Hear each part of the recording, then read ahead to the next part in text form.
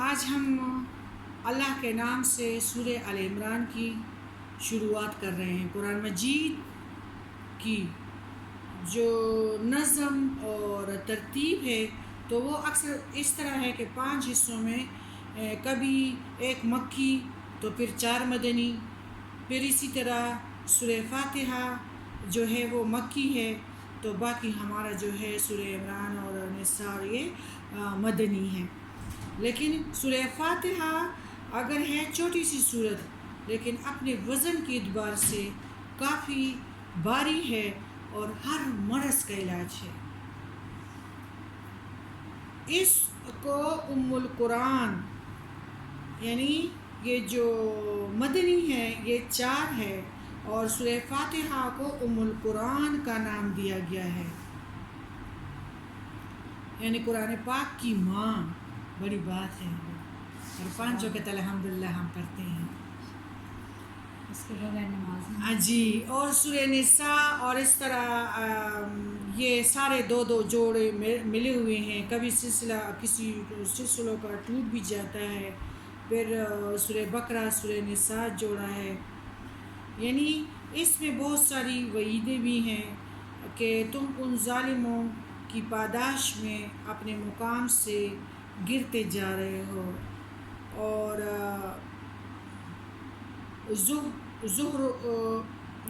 زہر و وین بھی ان کو یعنی انتہائی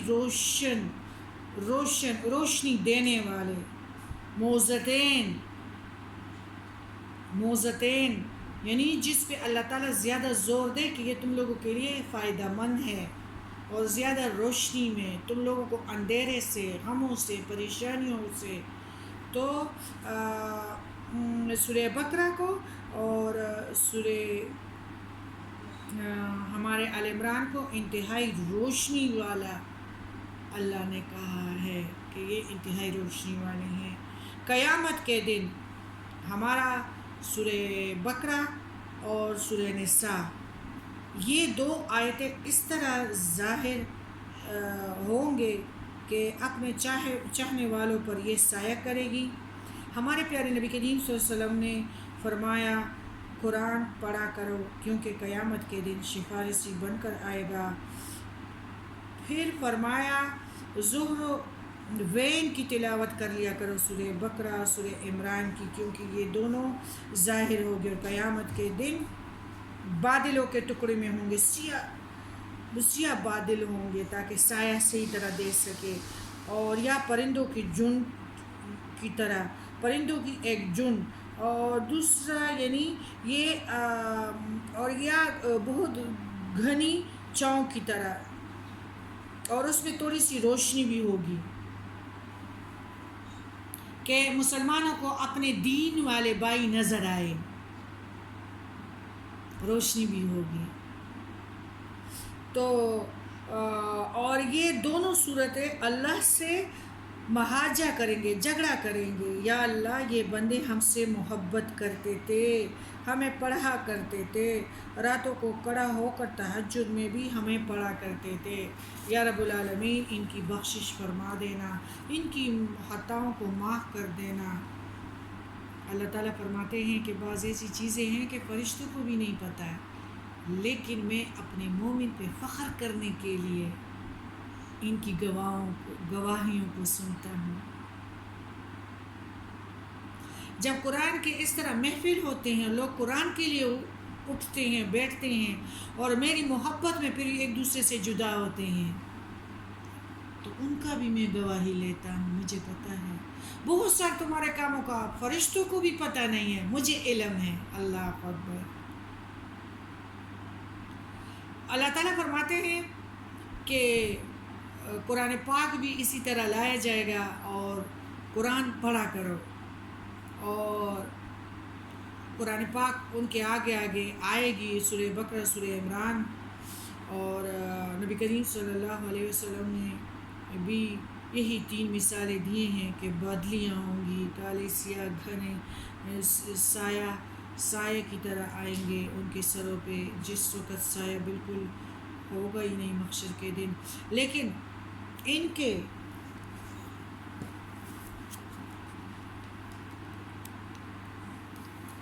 سایہ نہیں ہوگا. اور اللہ تعالیٰ فرماتے ہیں کہ سورہ بقرہ اور سورہ عمران یہ دونوں صورتیں بہت جڑی ہوئی ہے اور ان دونوں کی فضیلتیں ہیں. اس کے پہلے حصے میں نصارہ سے گفتگو ہیں اور 2 صورتوں میں بہت ساری دعائیں بھی ہیں. آپ کو پتہ ہے کس میں ہیں دعائیں؟ بہت سارے سورہ بقرہ میں اور سورہ العمران میں بہت ساری دعائیں ہیں. اور جو دعائیں اللہ ہمیں سکھائے تو وہ قبول کیوں نہیں ہوگی. ہمارا جو ہے یہ عمران بھی حروف مقطعات یعنی جو ہے یہ الف لام میم سے شروع ہی ہوتا ہے. اور موسیٰ علیہ السلام سے بھی فرمایا تھا کہ ایسے نبی آئے گا کہ ان کے منہ میں کلام ڈالوں گا اور تیرے مانند ہوگا. حضور صلی اللہ علیہ وسلم کے یہ قلب پہ نازل ہوا ہے اور نبی کریم صلی اللہ علیہ وسلم نے قلب سے لوگوں کو سکھایا ہے. تو اس میں فرقان کا بھی ذکر ہے اور زبور میں اللہ کے حمد اور صرف نغمے ہیں.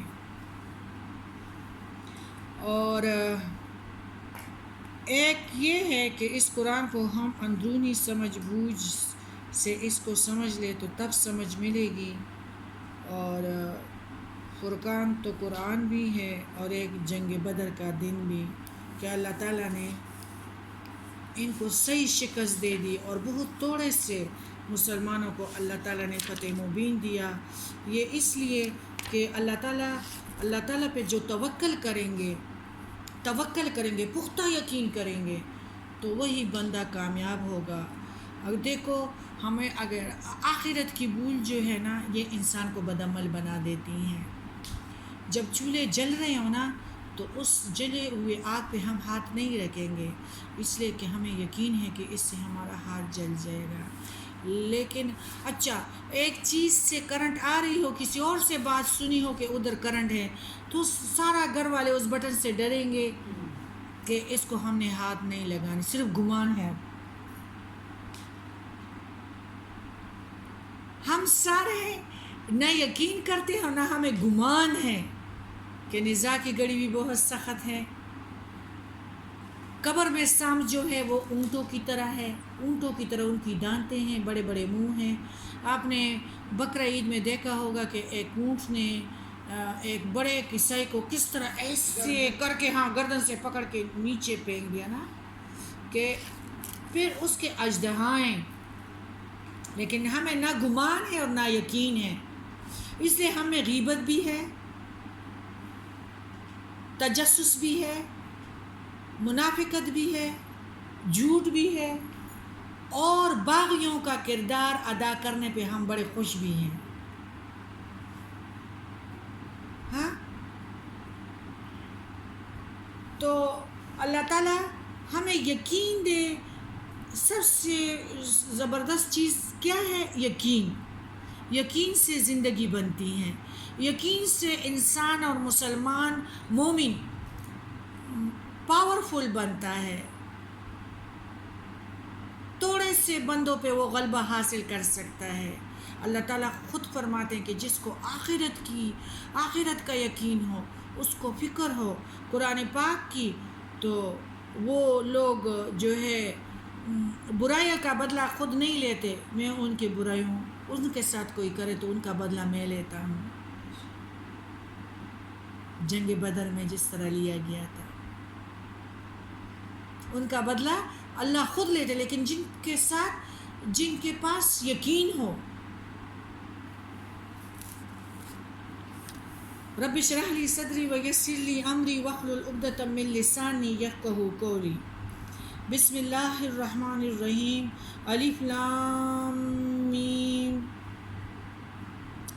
اللہ لا الہ الا هو الحی القیوم نزل علیک الکتاب بالحق مصدقا لما بین یدیہ وانزل التوراة والانجیل من قبل هدى للناس وانزل الفرقان ان الذين كفروا بآيات الله لهم عذاب شديد والله عزيز الاستقام ان اللہ لا یخفی علیہ شیء فی الارض ولا فی السماء هو الذی یصورکم فی الارحام کیف یشاء لا الہ الا هو العزیز الحکیم هو الذی انزل علیک الکتاب منه آیات محکمات ہن الکتاب وأخر متشابہات فأما الذین فی قلوبہم زیغ فینبت یہ ادھر مٹ گیا ہے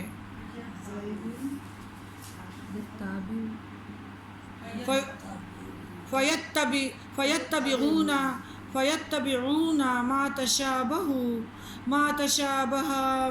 منہ ابتغاء الفتنة وابتغاء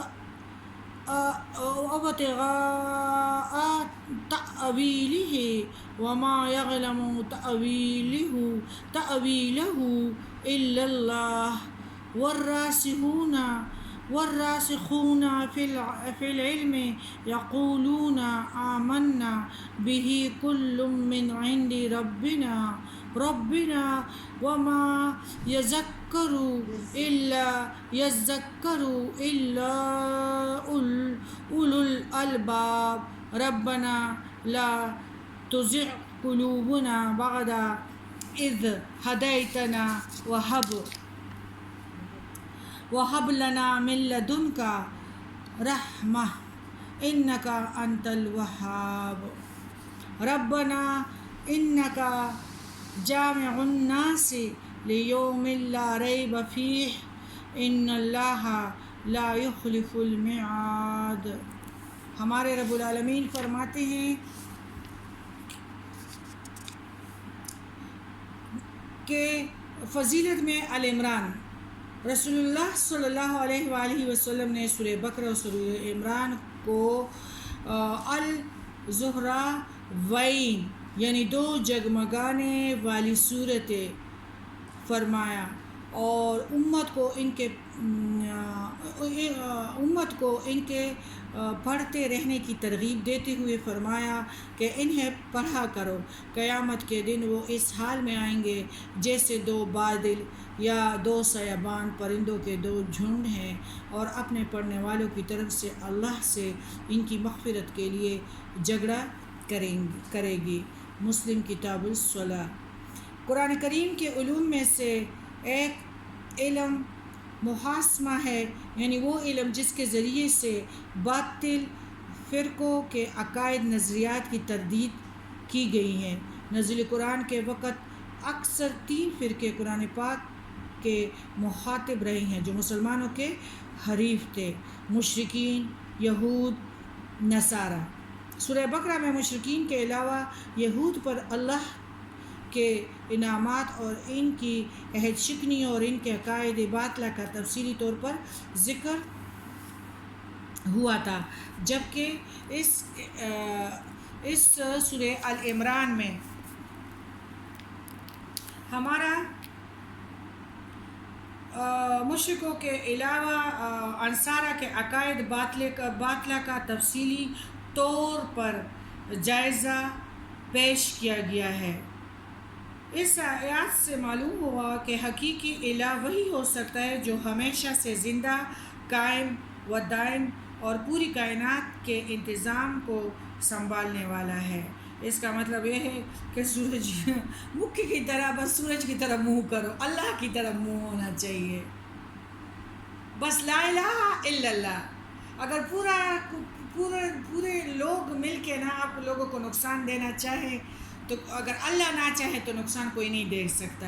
اگر سارے مل کے کوئی فائدہ دینا چاہے تو آپ کو فائدہ بھی کوئی۔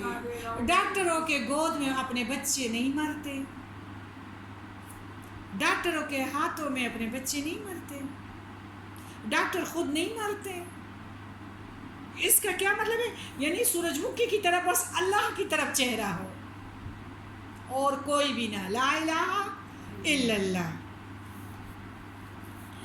اچھا، اس کا یعنی کہ اللہ تعالیٰ ہمیشہ زندہ ہے، قائم ہے اور پورے کائنات کے انتظام کو سنبھالنے والا اور اس نظام میں قدرت کے پورے اختیار رکھنے والا ہے.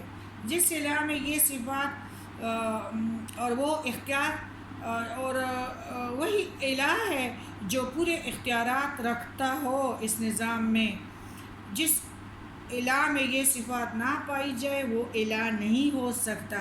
اس معیار کے مطابق تمام معبودان باطل، خواہ وہ جاندار ہو، موجود ہو یا فوت شدہ ہو، خواہ بے جان ہو، ادھر سب کی نفی ہو گئی. قرآن فرقان کیسے ہیں؟ پہلے کتابوں میں تورات، زبور، انجیل اور صحف آدم علیہ السلام، صحف ابراہیم علیہ السلام، صحف موسیٰ علیہ السلام سب شامل ہیں. اور کتاب قرآن اس بات کی تصدیق کرتی ہیں کہ کتب مذکورہ فی الواقع منزل من اللہ ہیں. تصدیق سے مراد یہ ہرگز نہیں کہ آج کل کے بائبل میں جو مواد پایا جاتا ہے وہ سب منزل من اللہ ہے، کیونکہ قرآن کریم ہی سے ثابت ہے کہ اہل کتاب نے، خواہ وہ یہود ہوں یا نصارہ، اپنی کتابوں میں تحریف کر ڈالی ہیں. تورات سے مراد یا تو وہ احکام 10 ہے جو سیدنا موسیٰ علیہ السلام کو تختیوں کی صورت میں عطا ہوئے تھے، یا وہ وہی منزل من اللہ ہے جو حضرت موسیٰ علیہ السلام پر نازل ہوئی. لیکن موجودہ بائبل کے عہد نامہ قدیم میں جیسے تورات کا نام دیا جاتا ہے، اس کے علاوہ اور بھی بہت سے مواد شامل کر دیا گیا ہے. اور انجیل دراصل حضرت عیسیٰ علیہ السلام کے خطبات اور وعظ کا مجموعے کا نام ہے جو آپ منزل من اللہ وحی کے روشنی میں لوگوں کو بتاتے رہے. انجیل آپ کے آسمان پر اٹھا جانے کے مدت بعد آپ کے کئی حواریوں نے اپنے طور پر مرتب کی، اس لیے اس میں شدید اختلافات بھی ہیں اور اس کے مواد مزید اس میں بہت سے اضافے کر دیے گئے ہیں. اس لیے رسول اللہ صلی اللہ علیہ وآلہ وسلم نے ان باتوں کے متعلق جن کے متعلق قرآن کریم خاموش ہے، مسلمانوں کو یہ ہدایت فرما دی کہ تم اہل کتاب کی نہ تصدیق کرو نہ تکذیب کرو. یعنی اپنے سینے میں وسعت پیدا کرو، خاموش رہو، فتوے جاری مت کرو. بخاری کتاب التفسیر باب قولوا آمنا باللہ وما انزل الینا. رہی وہ باتیں جو قرآن کے خلاف ہیں تو ان کے غلط ہونے میں کوئی شک نہیں، کیونکہ وہی الہی کی اصولی باتوں میں اختلاف ممکن نہیں، اور یہی کچھ قرآن کریم کے حق و باطل میں فرق کرنے کا مطلب ہے. آج ہم بائبل کے صرف اس حصے کو یقینی طور پر منزل من اللہ کہہ سکتے ہیں جو قرآن کے مطابق ہو. سابقہ الہامی کتابوں پر ایمان لانے کا یہی مطلب ہے. یہ سزا دنیا میں بھی مل چکی، یعنی ہماری آیات ہے کہ من قبلها بآیات اللہ لہم عذاب شدید واللہ عزیز ذو انتقام. اور یہ سزا دنیا میں بھی مل چکی اور آخرت میں بھی ملے گی. دنیا میں اسی طرح کہ آپ کی زندگی میں اللہ نے اسلام کو سربلند فرمایا اور اسلام کے مخالفین سب کے سب، خواہ وہ مشرکین تھے یا منافقین تھے، یہودی تھے، نصارہ تھے، ذلیل رسوا ہوئے، قتل ہوئے، قیدی بنے، جلال وطن ہوئے یا جزیہ ادا کیا، رہا عذاب آخرت تو اس کے بارے میں وضاحت فرما دی گئی ہے. اللہ زور آور ہے، بدلہ لینے والا ہے، یعنی وہ بدلہ لینے کی پوری طاقت رکھتا ہے اور یقیناً ان لوگوں سے بدلہ لے گا یا جو باغیوں کا تہواروں کو مناتا ہے یا مومن ہونے کے باوجود منافقت کرتا ہے.